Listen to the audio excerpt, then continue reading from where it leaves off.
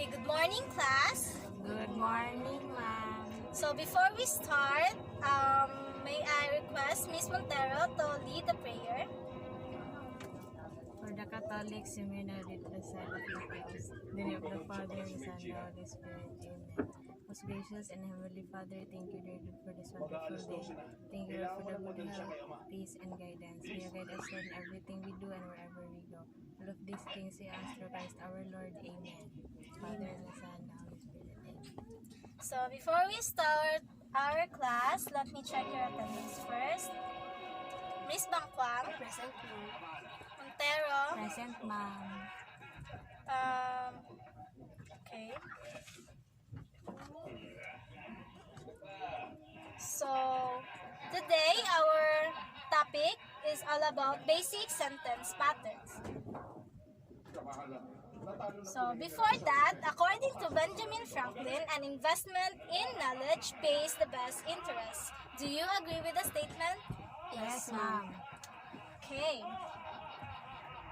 So before we start our proper discussion, so let's have first a motivational activity. Instructions. Count off 1 to 3 and then sit together with your group mates. Okay? Are you within your group now? Yes, ma'am. Okay. Next is each group will be given 2 minutes to construct 5 sentences about COVID-19. Your timer starts now. Are you done?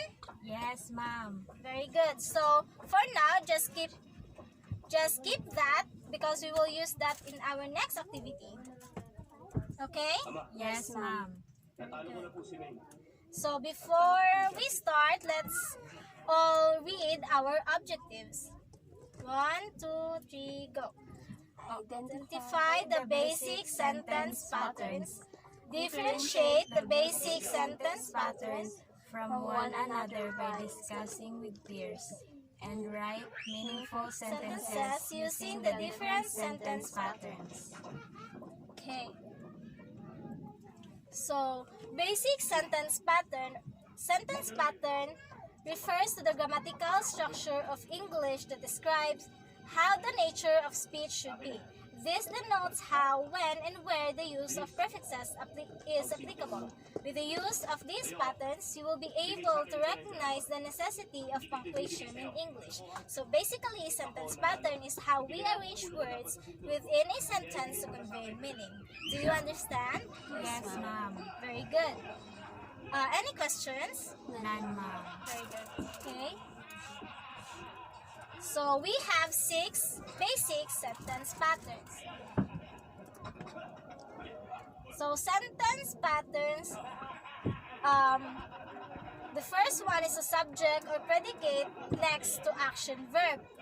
Then subject predicate plus action verb plus direct object. Then subject or predicate plus action verb plus adverb. The fourth one is the subject predicate next is linking verb next predicate nominative. The fifth one is a subject predicate plus linking verb plus predicate adjective. And the last one is a subject predicate action verb indirect object and direct object. So, Miss Bangkwang, can you read the what is written in front? Subject, a person or thing that is being discussed, described, or dealt with. Predicate, the part of a sentence or clause containing a verb and stating something about the subject. Verb is an action word. Direct object, a noun phrase denoting a person or thing that is the recipient of the action of a transitive verb. Indirect object, a noun phrase referring to someone or something that is affected by the action of a transitive verb. Okay, thank you. Miss Montero, kindly read. Adjective, a word or phrase naming an attribute added to or grammatically related to a noun to modify or describe it. Adverb, a word or phrase that modifies or qualifies an adjective, verb, or other adverb or a group of or a word group, expressing a relation of place, time, circumstance, manner, cause, degree. Linking verb. In traditional grammar and guidebooks, a linking verb is a verb that describes the subject by connecting it to a predicate adjective or predicate noun. Unlike the majority of verbs, they do not describe. Okay. Do you understand what you read? Yes, ma'am. Okay, so the first pattern is the subject, predicate, plus action verb. So, kindly read the examples all together, please. The class studied. The students and the teacher read. The students sat and read. The students and the teacher sat and read. So, in the first example, the subject here is the class. What is the subject here? The class. And the action verb is studied. What about in example number 2? Where is the subject there? The students and the teacher Very good. How about the action verb? read. Very good. So same goes with example number 3 and number 4. Do you have any question? The first pattern? No. Okay, let's move on. Yes, ma'am. So the second pattern is subject or predicate and then action verb to direct object. So kindly read the example. The class took a test. The class took a test and a quiz. Very good. So the class took a test and then the class took a test and a quiz. So, Miss Montero, can you point out the subject in the first example? The first example, the subject is the class. How about the action verb? Took How about the direct object? a test. Very good. So, the subject in the first example is the class because it is what? Subject took in the sentence. Very good. So, the action verb is took because it is an action word. And then test is our direct object because the class took a test. Do you understand? Yes, ma'am. Very good. Do you have any question? None, ma'am. Very good. So for the third pattern, the subject or predicate plus action verb plus adverb. So in this example, the class worked carefully. Can you point out where is the adverb there? Carefully. Very good. The adverb there is carefully, while the subject is the class and the action verb is worked. Very good. So why do you think the adverb in this sentence is carefully? Because it is written at the end part of the sentence. Well, of course, it is the pattern of the sentence. Yes, ma'am. But carefully is the adverb here because carefully is what is the word that describes how they work. So they work carefully. The class worked carefully. So as you all know, or as what the definition of adverb states a while ago, an adverb is a word that describes a verb, adjective, or another verb. Very good. So do you have any question in the third pattern? None, ma'am. Very good. So next is the subject or predicate plus linking verb plus predicate nominative. So before I discussed to you the following examples, what is linking verb? Or what are the examples of linking verb? Is, are, Was. where. Very good. That are the example of linking verb. So for the first sentence, kindly read, Miss Montero. The teacher is Mr. Soto. So the subject here in the first sentence is the teacher, while the linking verb is, while the predicate nominative is Mr. Soto. So do you understand now? Yes, ma'am. Do you understand the pattern? Yes, ma'am. Okay. Do you have any question? None, ma'am. Very good. So let's move on. So for the fifth pattern, subject or predicate plus linking verb plus predicate adjective. So kindly read the examples. The teacher is kind. Miss Kin is kind and helpful.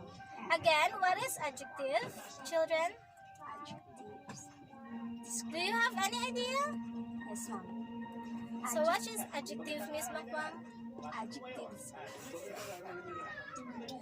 describes the nouns or pronouns.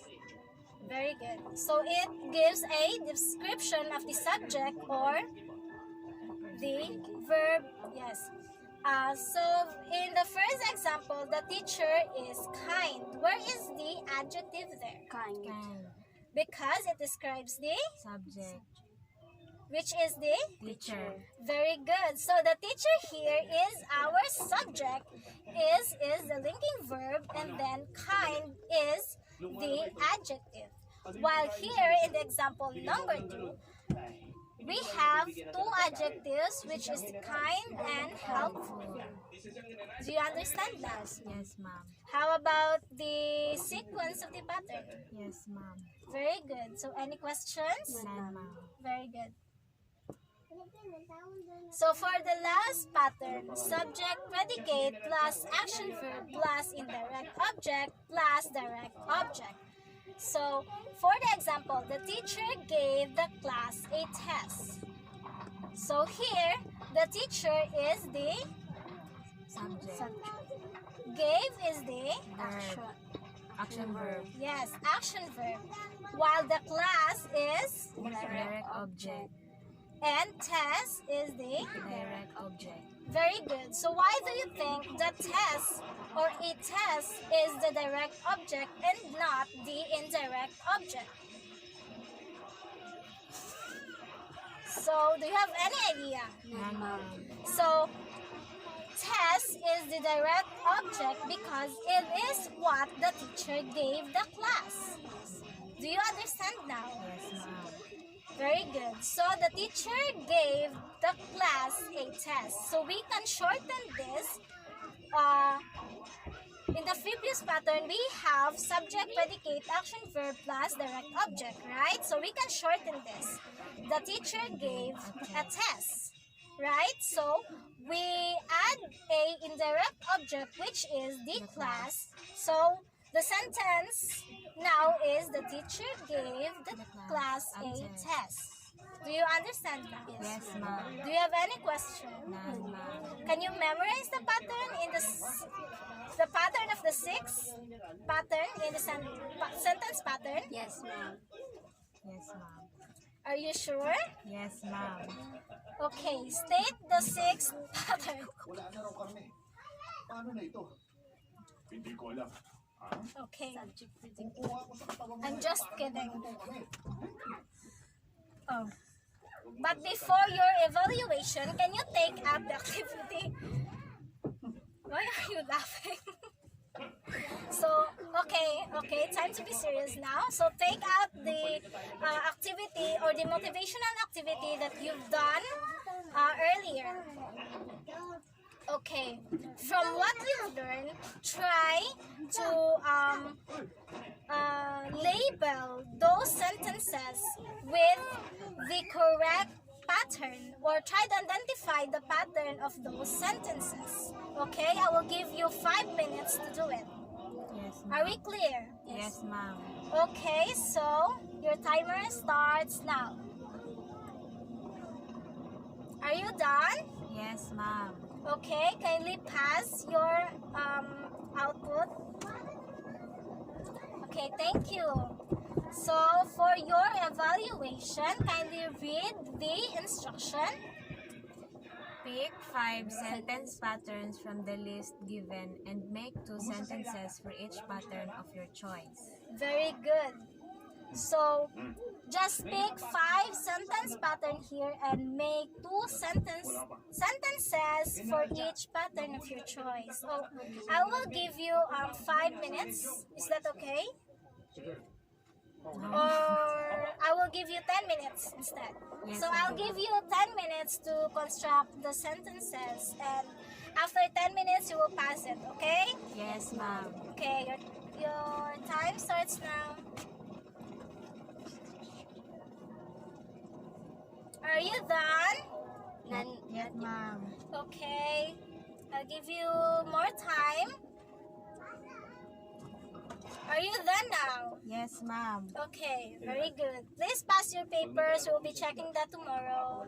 yes. Papasok pa kayo sa loob, General. Okay. So, Mayroon po ba kayong for your assignment, with the same group, make a creative presentation about the sentences you constructed regarding COVID-19. It will be presented next meeting, and the presentation should not last for 3 minutes. Have also an advanced study on figures of speech, okay? Yes, ma'am. So for the entire discussion that we've done earlier, what is your reflection? Do you have any reflection? Okay, so I will give you mine. So English is a very important subject for you to learn. So you should learn it for you to be competitive globally. Sana pala lang tayo pumasok sa loob. Siyam lang tayo rito. To be globally competitive in your field. So I hope everything that you've learned today, you will bury it in mind and use it, and always remember it, okay? Yes, ma'am. Because you're still going to encounter those in your next years in studying, okay? Yes, ma'am. Okay. So that would be all. If you have any questions that you are afraid to ask me today, you can always visit my office and we can talk about that, okay? Yes, ma'am. Okay, that will be all. Thank you, class, and goodbye. Goodbye, ma'am. Thank you. Okay. Take care.